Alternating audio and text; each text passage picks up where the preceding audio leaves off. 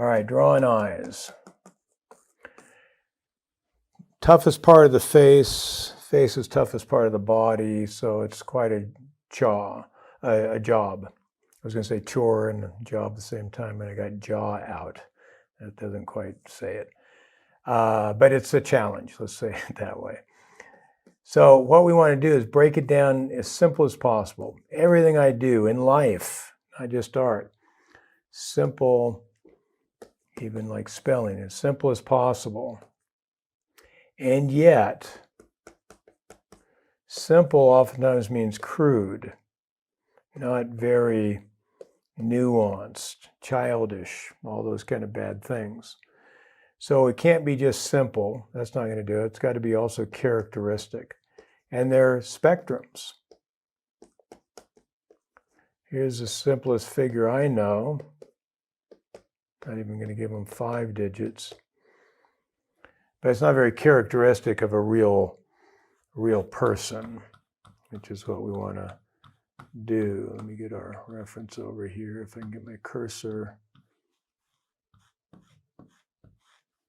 Here we go. Not very close to this, is it?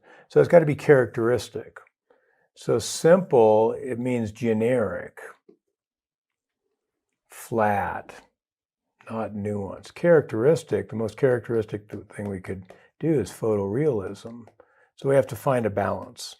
And that's part of your job throughout your career, is balancing how simple yet how characteristic. So that's what we're going to talk about today. Let me get this up in size. And then we're going to hide it again. So the simplest way I can think of thinking of the eyeball, and I'm not going to draw the eyeball. So in that sense, I lied. We're not drawing great eyes today. We're drawing really simple yet characteristic ideas, and we're doing the ideas rather than the eye. And the eye is just a ball, and it's got a circle, a couple circles, iris and a pupil. And if we looked at it from my profile, it's got a cornea, a little natural contact lens on that painted iris and pupil. So it's a ball, and it's actually in a hole.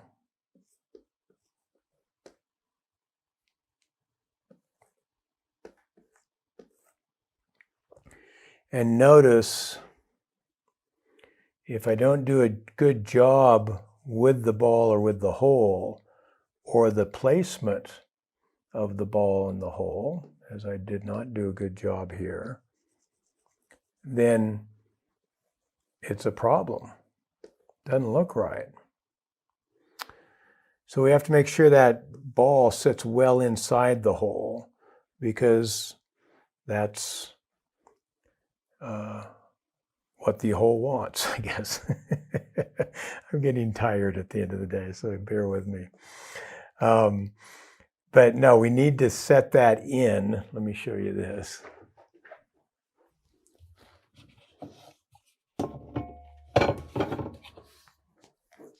Let's get serious here, doggone it.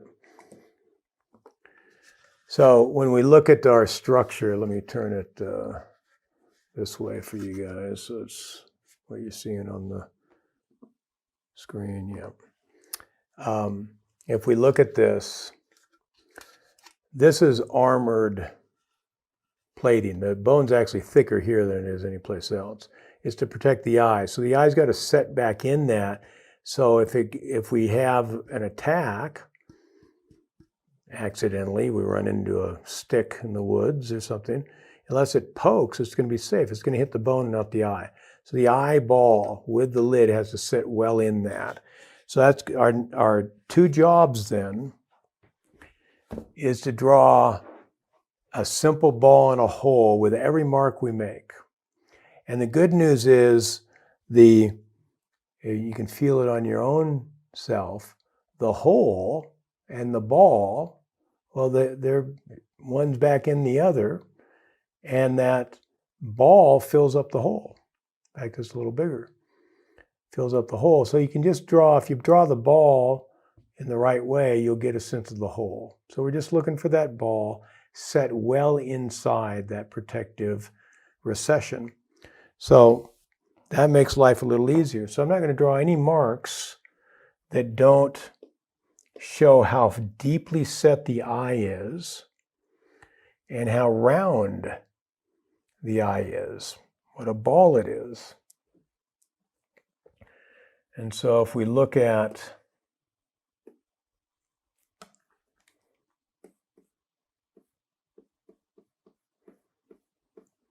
any particular angle of the face, say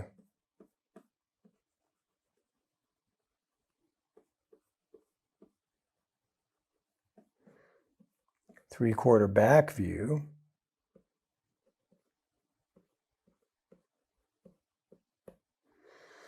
like so,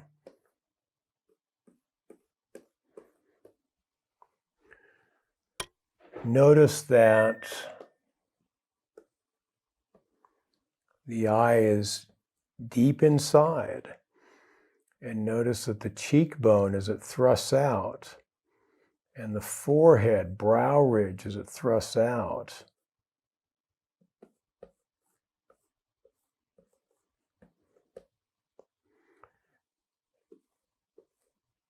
The eye's back in there a little bit. So that's what we're looking for usually. Sometimes you'll see someone who's a little more bug-eyed. The ball swells out stronger, like a Peter Lorre, if you remember 30s and 40s and 50s movies. That you'll see the eyes kind of bulge, or a science fiction character or something. But generally, we're going to have it set in there. So that means when we draw it from a more typical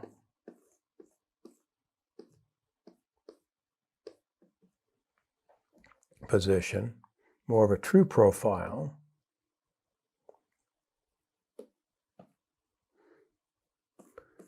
what I'm going to want to do is make sure that that ball sits in the hole, and no matter what I do with the eyelids and all the other stuff I may be adding on, I'm thinking of the roundness, the ballness of it, if I can say that. So the easiest way to get that all right is start with the eyebrow.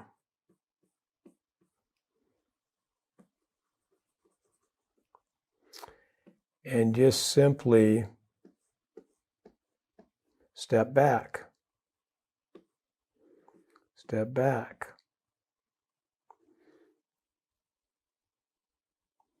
Look how far it goes back. And it's better to go too far back than not enough.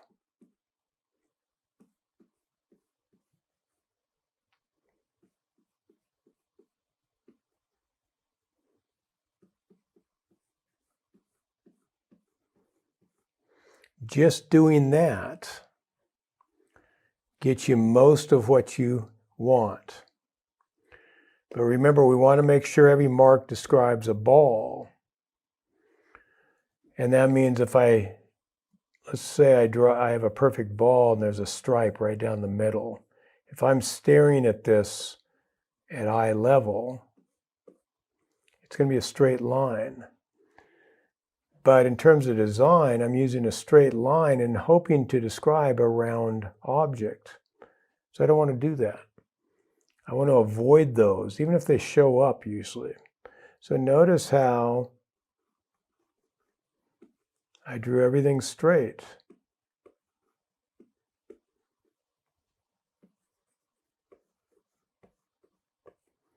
And it still worked pretty well, but it'll work much better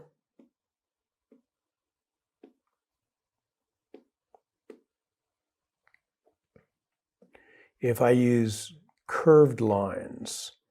And it doesn't have to be every single time, although it could, but most of the time.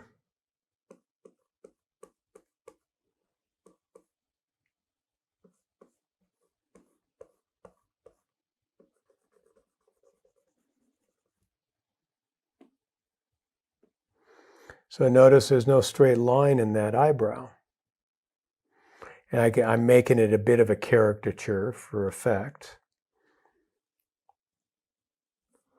So it could be done with more nuance, more characteristic of this particular portrait maybe that I'm trying to capture of this particular character. In this case, Roberto.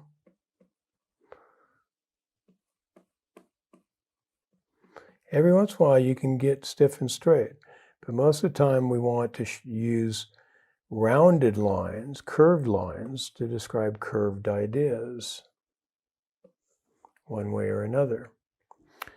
So now I'm going to curve it.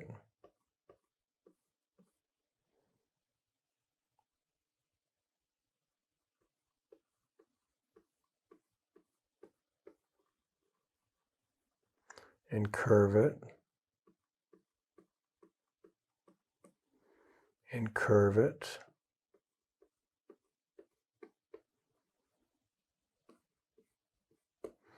And curve it. And then you can go back and forth, add some straights, back off the curves, and just design it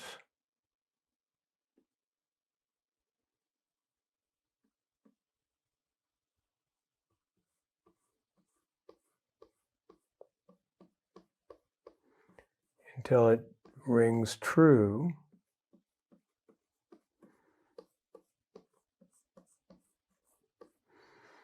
For you.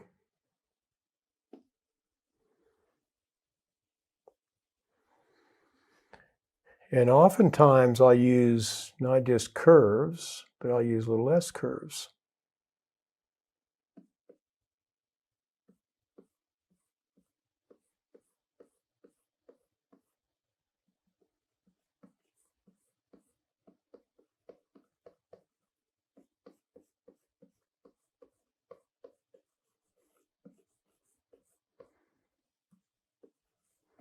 Get a little more feminine eye here, just for the heck of it.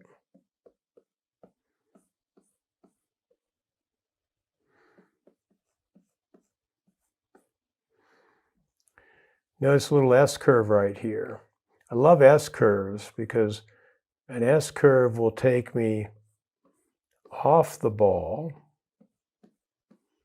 and onto the socket, the surrounding bone.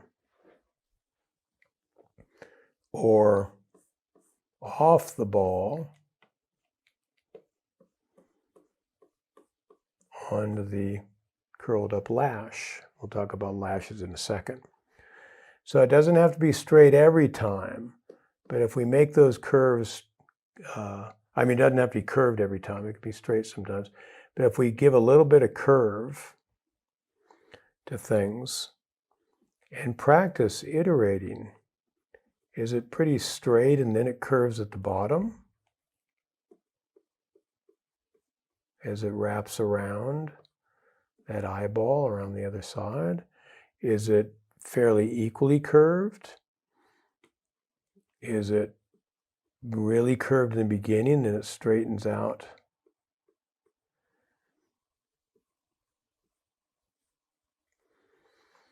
And notice the other thing I'm doing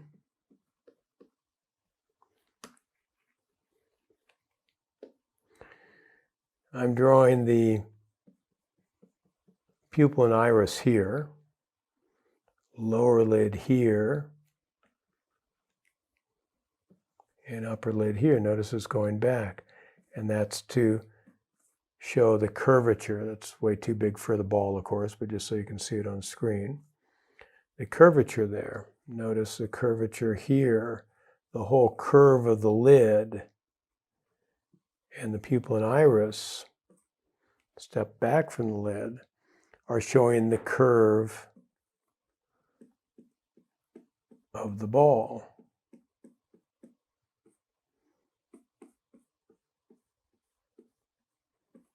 We'll just make these straight for a moment.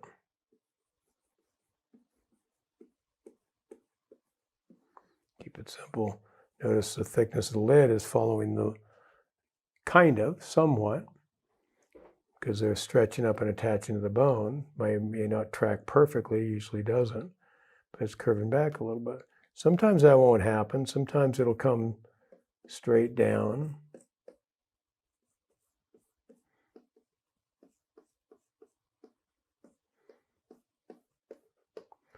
Like so. You'll see that Doonesbury does this a lot, and he'll actually do this kind of thing. If he's still around, I don't even know if he is. Like so. Notice that the iris, the blue or brown part, the pupil, the black part, are just concentric circles. But when we get them over on the edge, they're going to be little ellipses. Painted on, no structure. And that ellipse is going to lay on the curvature of the ball. But the other side of the ellipse, I'll fatten it up, is going to go against that curvature. So you want to watch that. Observe how curved that is. And sometimes with that, I'll just make that straight. Just keep the curvature on the ball. And you can stylize these things.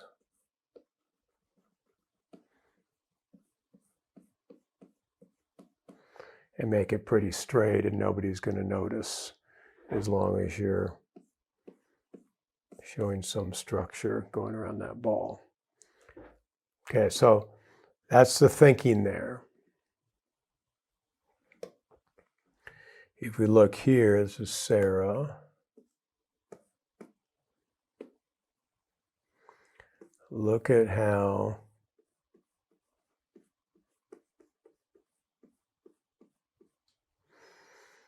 we're feeling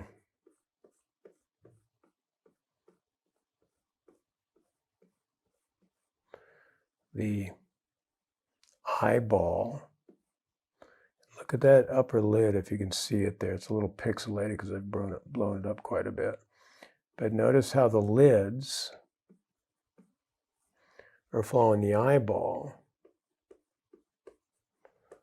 And those lids and eyeball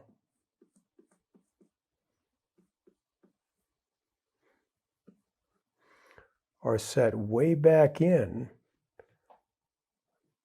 And I made it farther back in yet. I'm going to screw up. I want to screw up in the right direction. Have that ball hidden, protected way back into the socket, not getting too close. So sets way back in, and then of course the lid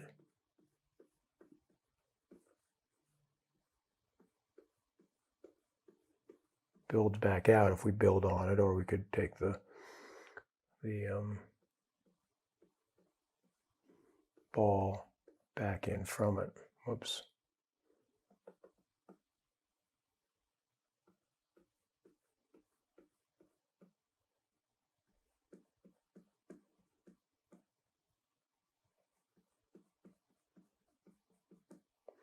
Maybe double check, make sure we're good on the chat.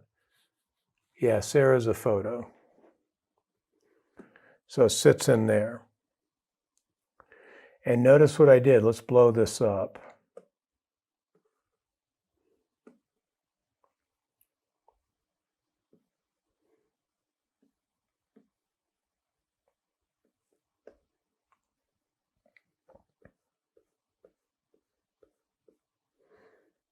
The upper lid is doing this.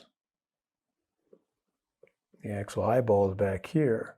The lower lid's doing this.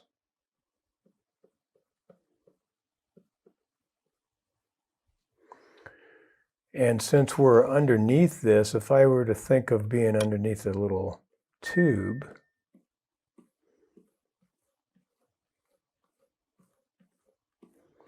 you'd be curving that way. That's what I'm doing with that lower lid.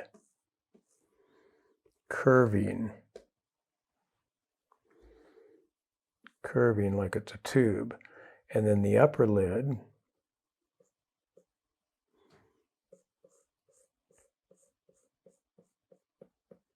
curving, and if we could see it well, we'd see the thickness wrapping around. So notice this is going this way, and this is going this way, and this is back in here.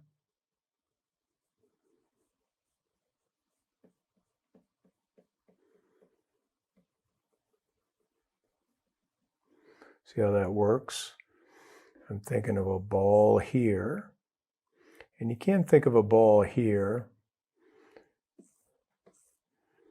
painting stripes and getting underneath that ball a little bit. But I like to think of the tube. It's a little easier for me.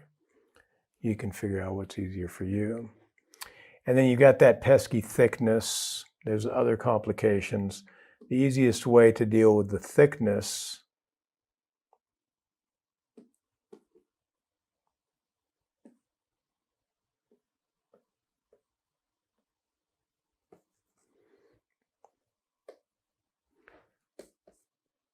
see here, give me a moment, is just don't draw the thickness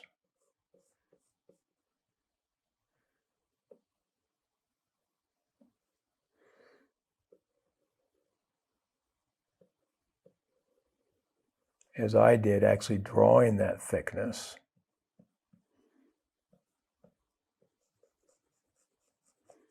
It's too much work. If you want to do higher realism, yeah, go ahead and do it. But the easier way to do that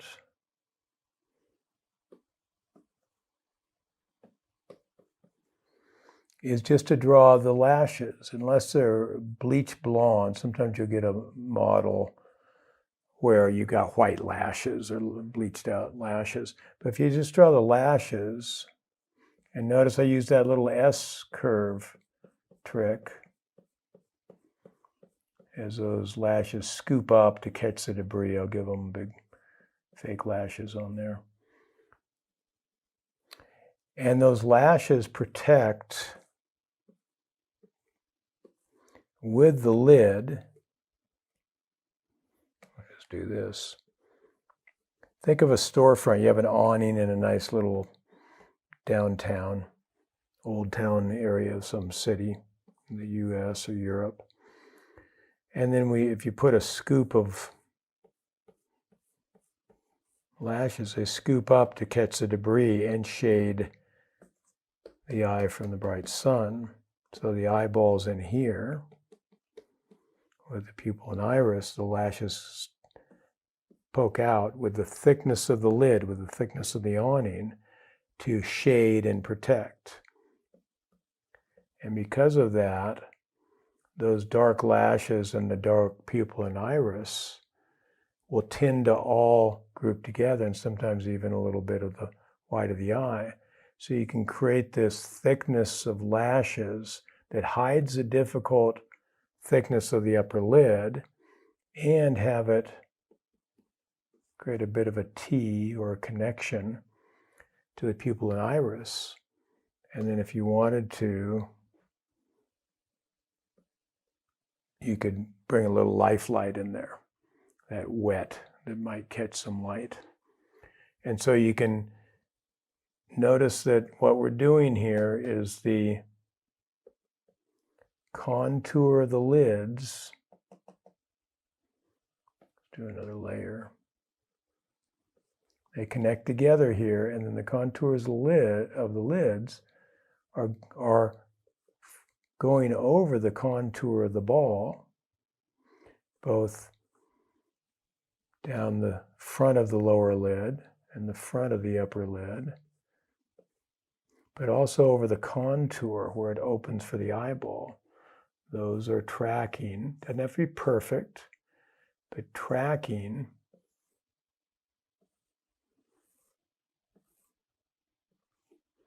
the curvature of that ball, like a wound up yarn in a ball of yarn.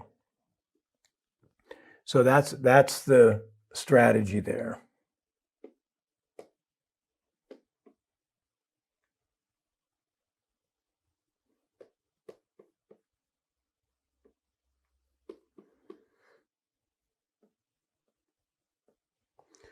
Yeah, we're doing. Yes, this demo will be on Patreon, absolutely. And I got super busy. I owe you guys a training from last week. I don't think I put it on, so I'll put an extra one. I'll pull one of the coaching program trainings and put over there for you as an apology.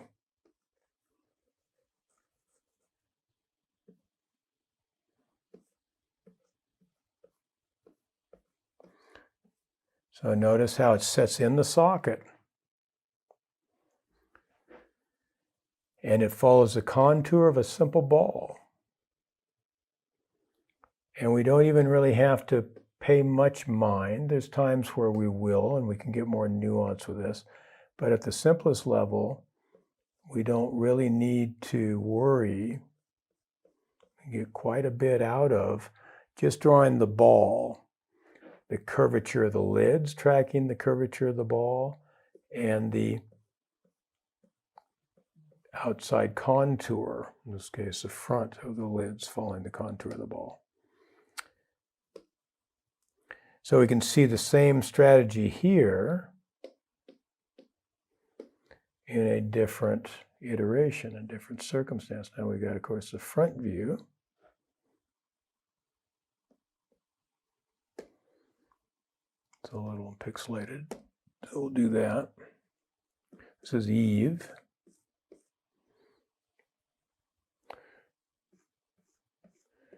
And if you want to find where the ball is, draw the eyebrow, draw the crease of the upper lid if you see it.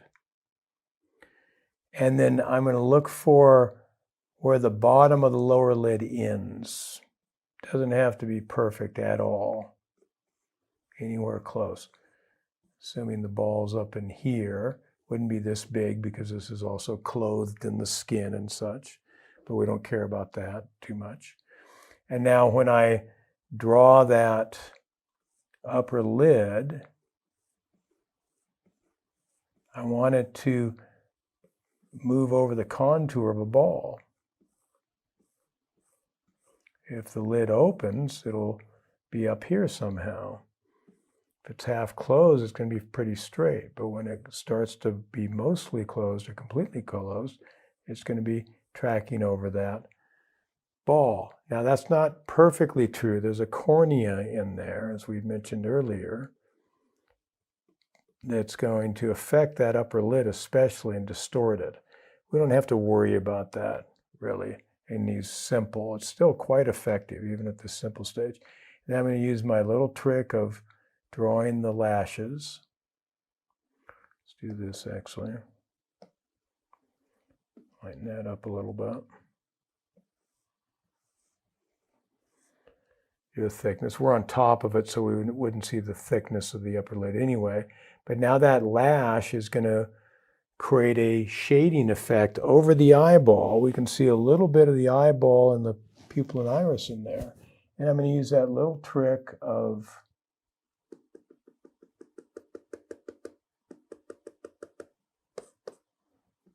creating a little bit of an S-curve coming off the eyeball onto the cheekbone. And I can add lashes there, but I'm going to treat this as a big chunk of dark. I'm going to treat it as a big body of dark. And then I can come in and push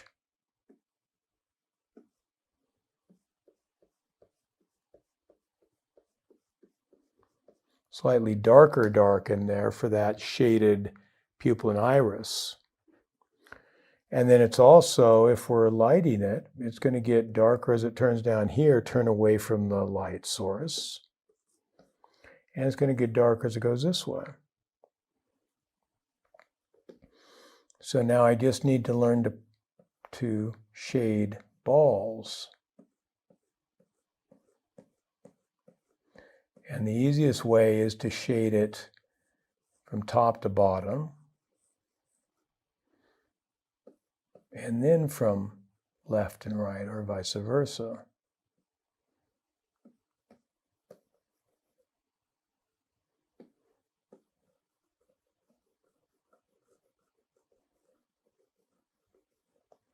And then you can kind of round them together if you need to, although with the lashes you don't need to.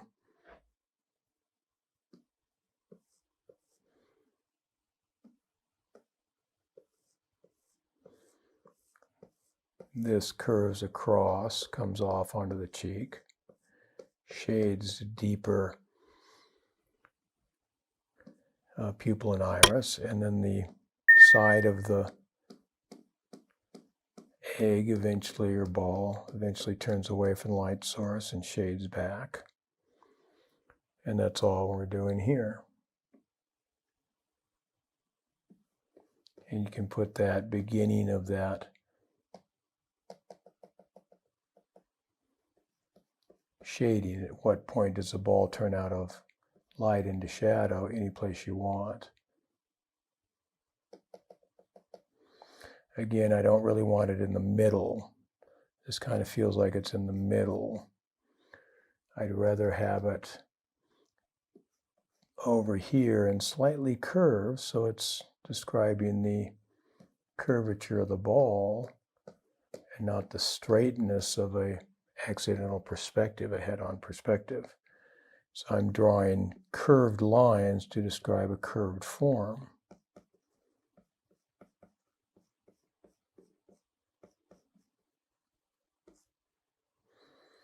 And then we can get that crease of the upper lid.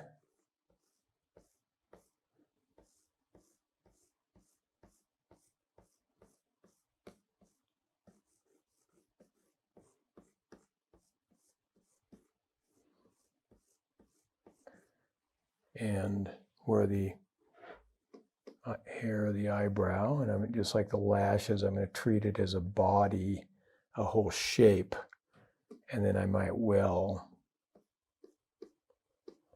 add a few hairs in there. But notice everything's describing a curvature. And it doesn't mean that every once in a while you won't bring in a straight line, because you see it, because it does kind of cancel out at some point, say the orbiting relief of a basketball or something like that. But most of the time I want to use curved lines to describe the curved structure. Makes sense, right?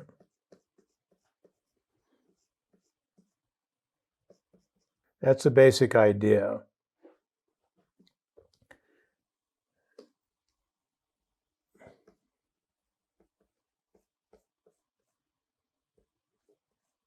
So the crease of the upper lid's describing that eyeball. The lower lid's describing that eyeball. The upper lid is describing that eyeball. The dark lashes and the dark pupil and iris all are describing this rounded idea. If you get that, you've got most of what you need. And then if you want to add a little thickness in there because you see it, that's fine. But it's all about this. Every mark I make is describing that, some version of that curvature. And if it's not, then it's getting off that curvature with very few exceptions. Okay, so let's stop there.